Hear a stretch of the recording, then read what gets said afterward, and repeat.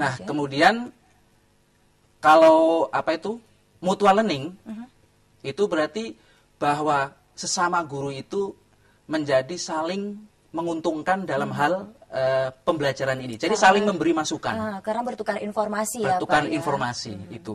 Nanti penjelasan berikutnya akan kita lihat, ya. Nah, itu kolaboratif, ya. Kemudian yang kedua adalah saya akan coba membahas tentang tahapan lesson study. Iya. Dalam lesson study itu ada 3 tahapan. Yang pertama, apa yang dinamakan dengan plan atau perencanaan. Kemudian yang kedua, apa yang dinamakan dengan do atau pelaksanaan. Kemudian yang ketiga, C, dalam ini adalah refleksi. Ya, refleksi. Tapi sebelumnya saya akan bercerita sedikit tentang sejarah lesson study ya Mbak ya. Boleh, silakan. Oke, baik. Pemirsa, lesson study itu pertama kali sebenarnya dikembangkan di Jepang. Dan tidak tanggung-tanggung. Mungkin akan kaget kalau mendengar bahwa yang mengembangkan itu sebenarnya seorang guru sekolah dasar. Ya, seorang guru sekolah dasar. Ketika beliau mengembangkan lesson study ini, kemudian dilihat hasilnya bagus, itu sekitar tahun 70-an ya. Jadi udah lama sekali. Hasilnya bagus. Kemudian boleh dibilang lesson study ini akhirnya dikembangkan secara nasional di Jepang. Kemudian boleh dibilang menjadi tonggak revolusi pendidikan di Jepang. Revolusi pembelajaran terutama. Nah, karena dilihat keberhasilannya, akhirnya berkembang ke Amerika juga. Ya, termasuk Amerika mengirimkan ahli-ahlinya untuk mencoba meneliti dan mengembangkan lesson study di Amerika. Di Amerika ya. Dan akhir-akhir ini lesson study coba juga dikembangkan di negara kita, ya, karena memang dalam beberapa kali kita lihat usaha untuk meningkatkan kualitas pendidikan kita kelihatannya agak susah ya, agak tertatih-tatih. Ya, Pak, ya? Nah, diharapkan lesson study ini nanti menjadi salah satu alternatif, ya, untuk meningkatkan kualitas pendidikan kita, gitu, Mbak. Oke. Baik, berarti itu sejarahnya sudah lama sekali ya Pak, sebenarnya tahun 1970 ya? Iya, betul. Oke, kemudian? Kemudian setelah berkembang di Indonesia, ya, nah itu kembali ke sejarah dulu tadi ya, ada yang menarik. Orang yang mengembangkan lesson study pertama itu bernama Makoto Yasuda kalau nggak salah. Makoto Yasuda, ya. Okay. Beliau ini guru dari sekolah dasar di Jepang. Nah, sekarang kita kembali ke tahapan lesson study ya. Tadi sudah ke ini. Nah, tahapan lesson study. Coba kita lihat dalam plan atau perencanaan. Tahapan lesson study pada plan. Jadi yang pertama, dalam lesson study itu guru secara bersama-sama melakukan apa yang namanya perencanaan. Ya, perencanaan. Kemudian yang kedua, melakukan observasi atau do, itu sebenarnya pembelajaran yang dilakukan oleh guru model nanti ya. Kemudian yang ketiga, refleksi.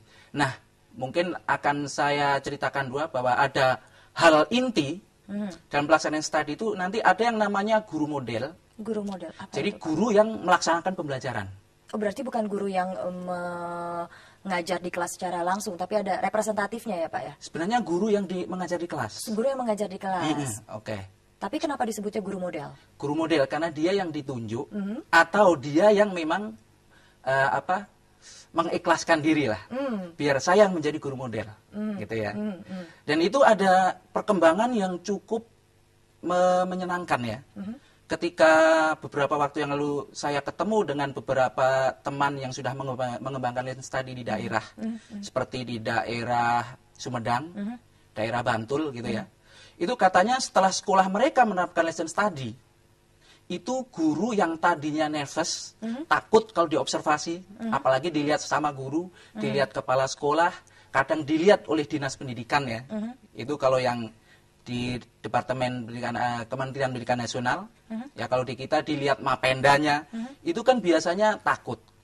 Tapi setelah mereka menerapkan lesson study, ternyata sekarang dampaknya adalah guru malah sangat ingin untuk diobservasi dalam pembelajarannya.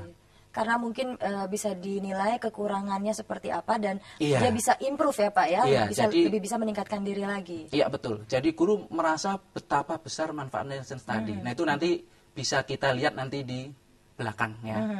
Oke. Sekarang kita lanjutkan ke tahapan lesson study ya. Oke. Nah sekarang andaikan ada yang bertanya-tanya, 3 tahapan lesson study yaitu plan, do, dan see, itu ya. Apakah sebenarnya itu semuanya boleh dibilang baru atau sebenarnya sudah ada di kita?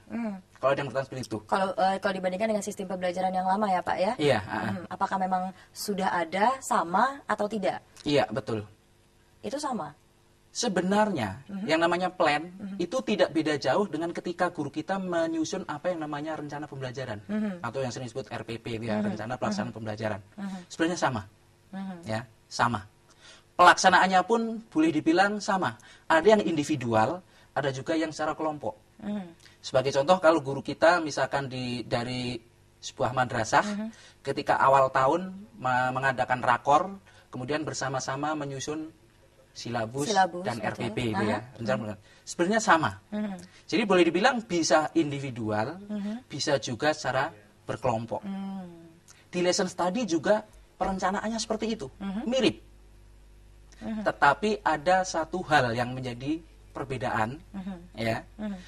Kalau di pelaksanaan perencanaan yang biasanya itu biasanya kurang mendalam. Dalam menciri langkah per langkah pembelajaran itu kurang mendalam. Sedangkan di lesson study karena dilaksanakan secara kelompok menerima masukan dari guru lain, itu ya. Itu nanti langkah per langkah itu sangat mendalam, bahkan langkah per langkah diperhatikan tidak hanya dari segi materi, tapi juga dari segi bagaimana strateginya dan seterusnya. Seperti itu. Oke, baik, menarik sekali ya Pak ya. Ternyata yang sudah ada sekarang itu memang hampir mirip, cuma konsep besarnya saja yang sedikit berbeda. Kalau untuk lesson study dia itu lebih mendalam lagi dan mungkin lebih menuntut dari keinginan dari sang guru itu sendiri untuk maju atau tidak ya Pak ya? Iya betul. Oke, karena kalau misalnya dia tidak ada inisiatif, mungkin lesson study itu akan berfungsi sama seperti pembelajaran yang sudah ada, seperti itu ya Pak ya? Oke, ada materi lain yang akan disampaikan. Tadi kita baru sampai dengan plan, merencanakan. Jadi kita menggodok semuanya itu di dapurnya seperti apa yang akan kita sampaikan kepada siswa. Kemudian setelah itu apa lagi tuh Pak? Setelah itu adalah apa yang dinamakan dengan do. Do. Oke, baik. Seperti apa do? Kita tahan terlebih dahulu ya Pak ya. Okay. Dan pemirsa jangan kemana-mana, tetap di Televisi Edukasi Saluran 2. Dan sesaat lagi kita akan membuka line telepon di 0800 140 3046. Kami akan segera kembali.